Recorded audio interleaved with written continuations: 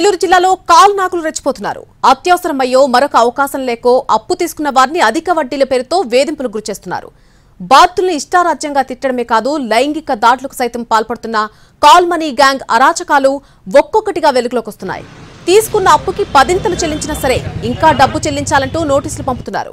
దీంతో call money బాధితులు Eluru SP కార్యాలయానికి క్యూ కట్టారు. బాధితుల్లో ఏ ఒక్కరిని కదిలించినా కన్నీటి పర్యంతమవుతున్నారు. ఏలూరులో కాల్ మనీ గ్యాంగ్ తీసుకున్న అప్పులకు పదింతలు వసూలు చేస్తున్నారు. డబ్బు చెల్లించినప్పటికీ తమకు వేధింపులు ఆగడం లేదంటూ ఆవేదన వ్యక్తం చేస్తున్నారు. ఒకరు కాదు, ఇద్దరు కాదు, పదుల సంఖ్యలో కాల్ మనీ బాధితులు తమకు జరిగిన అన్యాయాన్ని ఏకరువు పెడుతున్నారు. వ్యాపారాల నిమిత్తం లేదా వైద్య ఖర్చుల నిమిత్తం అత్యవసరమైతే వెంటనే దొరుకుతున్నాయని అప్పు తీసుకుంటే ఇంకా అంతే సంగతులు. మొదట తక్కువ వడ్డీ అని చెప్పి ఆ తర్వాత అడిగినంత ఇచ్చే వరకు వదిలిపెట్టడం లేదు. 1000కి 10,000 చెల్లించినా వేధింపులు తగ్గకపోవడంతో కొందరు బాధితులు ఊర్లు వదిలేసి వెళ్లిపోతున్నారు. కాల్ మనీ గ్యాంగ్ ఆగడాలు తట్టుకోలేక బాధితులు నోరు విప్పడంతో ఎన్నో అరాచకాలు ఇప్పుడు వెలుగు చూస్తున్నాయి.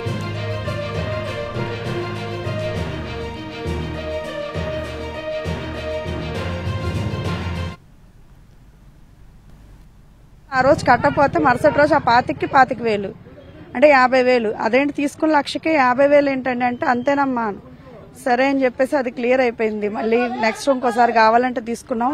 వారానికి 15,000 వడ్డీ అన్నారు. 15,000 వడ్డీ ఒక రోజు కట్టకపోతే నైట్ మళ్ళీ మార్నింగ్ అంటే 9 వరకు టైము. ఆ 9 దాటితే మళ్ళీ 15కి 15 వేసి కట్టాలి. అట్లాగే గడుతూ ఉన్నాం 4,20,000 వరకు కట్టా. 15కి 15 అసలు ఎన్ని వారాలు లేట్ అయితే అన్ని వారాలకి ఆ 15 అయిపోతూనే ఉంటాయి. ఇంకా ఆయనకి అంటే ఈ రోజు మంగళవారం 15 కట్టాలి. కట్టకపోతే మరుసటి రోజు ఆ 15కి 15 అంటే 30,000. ఆ 30కి మళ్ళీ వడ్డీ. ఇట్లా అంటే జనాలు చచ్చిపోక ఏం చేస్తారు సార్? ఇలాంటి వాటికి సూసైడ్లు అన్నీ చేసుకునేది. అప్పు గురించి కాదు, అప్పు తీసుకున్నందుకు చచ్చిపోతున్నాం అంతే.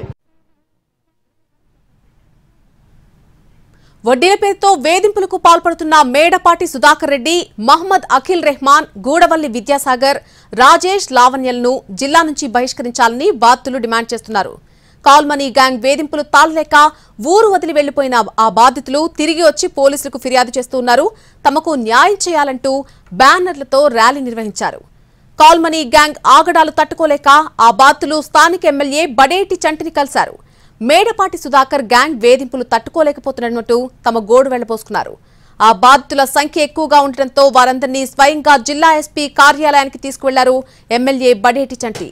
కాల్ మనీ వ్యాపారి మేడపాటి సుధాకర్ రెడ్డి ఆగడాలపై బాధితులతో కలిసి ఎస్పీ శివకిషోర్ కు ఫిర్యాదు చేశారు. ₹1,00,000 అప్పు తీసుకుంటే చెక్కులు, ప్రామిసరీ నోట్లు, ఆధార్ కార్డులు అన్ని ప్రూఫ్ తీసుకుంటున్నారు. ఆ తర్వాత ఎంత డబ్బు అడిగితే అంత డబ్బు కట్టే వరకు వేధింపులు గురి చేస్తూనే ఉంటారు. అడిగిన డబ్బు కట్టకపోతే కనుక ఇంటికి వచ్చి అల్లరి చేయడం, అర్ధరాత్రి అయినా ఇంట్లోనే కూర్చోవడం, మహిళలను లైంగికంగా వేధింపులకు గురిచేస్తోంది ఈ కాల్ మనీ గ్యాంగ్. తమ పరువు ఎక్కడ పోతుందోనే భయంతో ఇంట్లో ఉన్న వస్తువులు, ఉన్న కొద్దిపాటి బంగారం అమ్మేసుకొని డబ్బులు కట్టినప్పటికీ ఇంకా అప్పు తీరలేదంటూ వేధిస్తూనే ఉంటారు.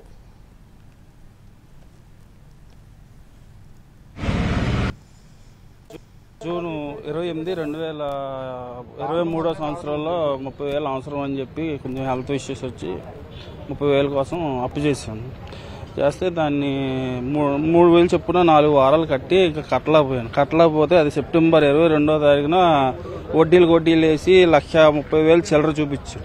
నేను ₹1,00,000 ఇచ్చి రద్దు చేసేసుకుంటాను, నా వల్ల కాదని చెప్పేసి ₹1,00,000 ఆ రోజున సెప్టెంబర్ 22, 2003లో కట్టేసి వదిలేసి వచ్చేసి అకౌంట్ ద్వారా షిఫ్ట్ చేసి పంపించిన తర్వాత వాళ్ళు ఏం చేశారంటే నా కాగితాలు చెక్కు నోట్లు తెచ్చుకుందామని 26వ తారీఖు వెళ్తే నువ్వు ఇంకా 30,000 కట్టాలి కడితే కానీ కాగితాలు ఉండని డిమాండ్ చేశారు.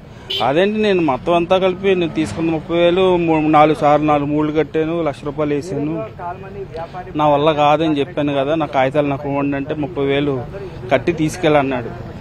నేను కట్టలేనంటే నీ దగ్గర ఎప్పుడు ఉంటే అప్పుడు అని చెప్పి 3 నెలలు తిరగక ముందు నాకు నోటీస్ పంపించడం, నన్ను ఇబ్బంది పెట్టడం.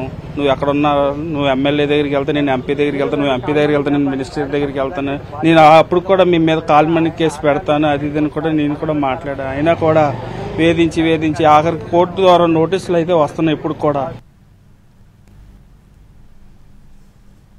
ఎవరైనా బాధితులు ఎదురు తిరిగితే కనుక వారిపై కోర్టులో కేసులు వేయడం, నోటీసులు పంపడం పనిగా పెట్టుకుంది ఈ కాల్ మనీ గ్యాంగ్. ఆ బాధితులు ఎవరైనా పోలీసులకు ఫిర్యాదు చేస్తామంటే గనక తాము మినిస్టర్ను కలుస్తామంటూ బెదిరింపులకు సైతం దిగుతున్నారు. మీరు ఎక్కడికి వెళ్లినా న్యాయం జరగదని బెదిరించడంతో ఆ బాధితులు సైలెంట్ గా ఉండిపోయారు. గతంలో అనేక సార్లు పోలీసులకు ఫిర్యాదులు చేసినా పట్టించుకోలేదని వారు వాపోతున్నారు. ఇటీవల కాలం లైంగిక వేధింపులకు సైతం దిగడంతో మహిళలు తట్టుకోలేని పరిస్థితిలో పోలీసులను ఆశ్రయించారు. 40 మంది బాధితులు ఎస్పీ శివకిషోర్ కు లిఖితపూర్వకంగా సమాధానమిచ్చారు. ఆ బాధితులు ఏమాత్రం అధైర్యపడకుండా ముందుకు రావాలని కోరారు. తమకు జరిగినటువంటి అన్యాయం గురించి ఫిర్యాదులు చేయాలని సూచించారు. కాల్ మనీ వ్యవహారంపై పోలీసులు రంగంలోకి దిగారు.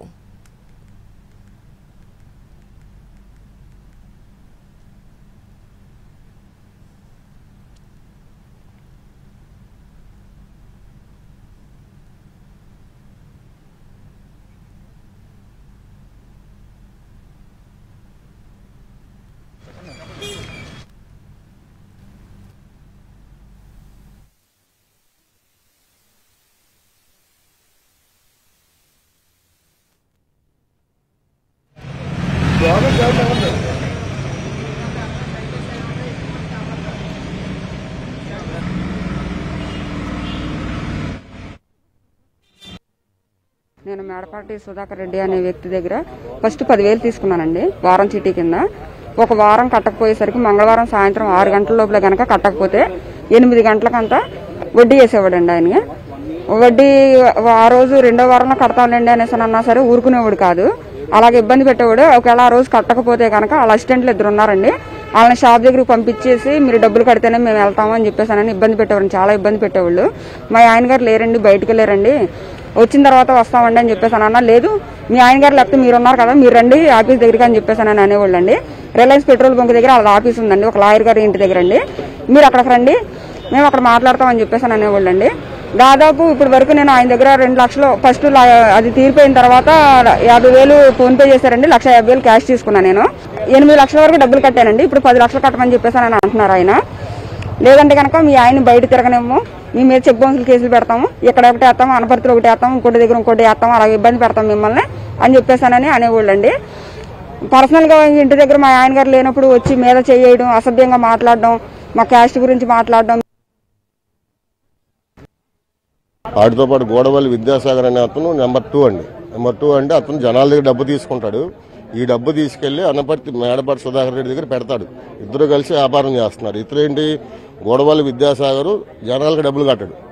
మేడపాటి సుధాకర్ రెడ్డి ఏమో జనాలకు డబ్బు ఇచ్చి వాళ్ళ రక్తం కూడా తాగేశాడు. జనాలు ఇంకేం లేదండి, చాలా మంది ఇంకా వస్తారు బాధితులు, చాలా మంది చనిపోయారు కూడా, చాలా మంది ఆర్థికంగా ఇబ్బంది పడ్డారు, చాలా మంది హాస్పిటల్లో ఉన్నారు, చాలా ఇబ్బందులు పడుతున్నారు. Number 1 Medapati Sudhakar Reddy, number 2 Gudavalli Vidyasagar. ఈ 5గురిని కూడా ఎస్పీ గారు ఇమీడియట్లీ అరెస్ట్ చేసి ఎమ్మెల్యే గారి దృష్టి కూడా తీసుకెళ్లాము. ప్లస్ మినిస్టర్ గారు లోకేష్ బాబు దగ్గరికి, పవన్ కళ్యాణ్ గారి దగ్గరికి, సీఎం గారి దగ్గరికి కూడా తీసుకెళ్తాం. ఇక్కడ న్యాయం జరగకపోతే ఇక్కడ జరుగుద్దని చూస్తున్నాము. ఇది మా విన్నపం అండి.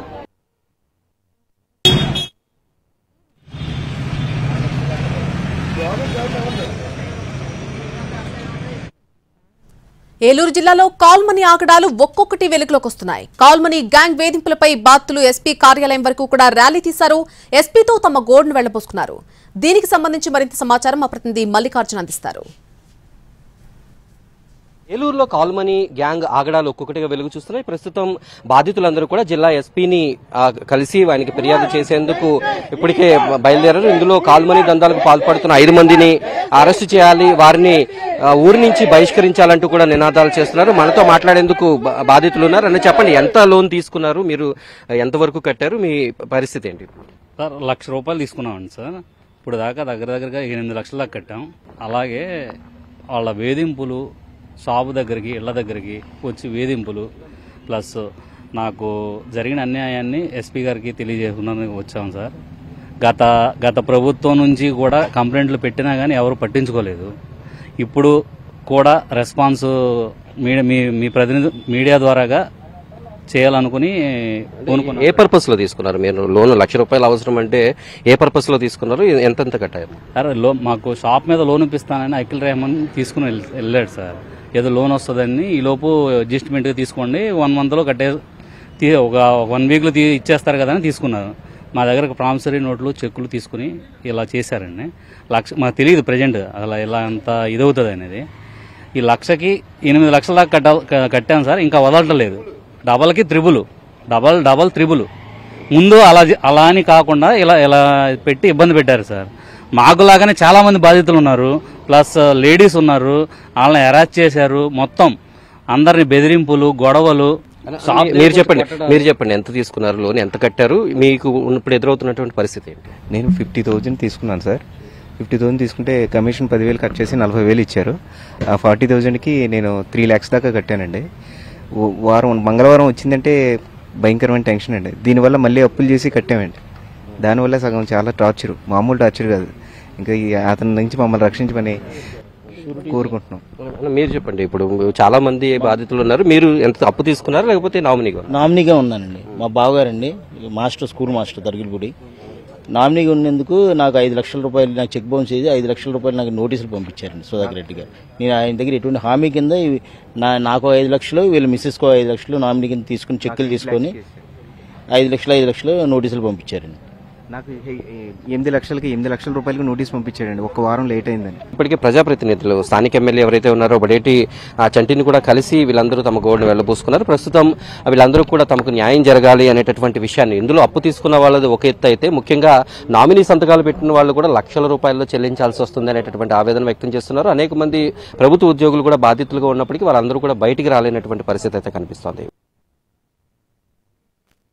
50,000 ఇస్తే బాధితుల నుంచి లక్షలు గుంజుతున్నట్టుగా వారు వాపోతున్నారు. ఒక్కరోజు లేట్ అయితే వడ్డీ మీద వడ్డీ వేధింపులకు గురిచేసేవారిని ఆవేదన వ్యక్తం చేస్తున్నారు. కోర్టు నోటీసులతో ఇబ్బంది పెట్టారని కాల్మనీ బాధితులు చెబుతున్నారు. దీనికి సంబంధించి మరింత సమాచారం మా ప్రతినిధి మల్లికార్జున అందిస్తారు. ఏలూరులో సంచలనం సృష్టించినటువంటి కాల్మనీ వ్యవహారం ఒక్కొక్కటిగా ఇప్పుడు వెలుగు చూస్తూ ఉన్నాయి. వీళ్ళందరూ కూడా బాధితులు.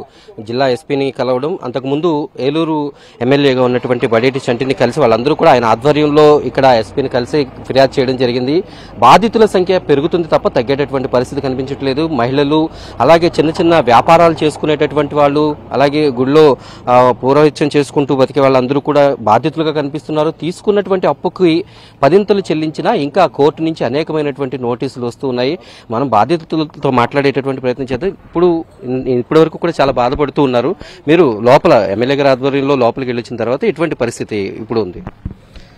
ఇప్పటిదాకా మాకు మనోధైర్యం అందరం కోల్పోయామండి.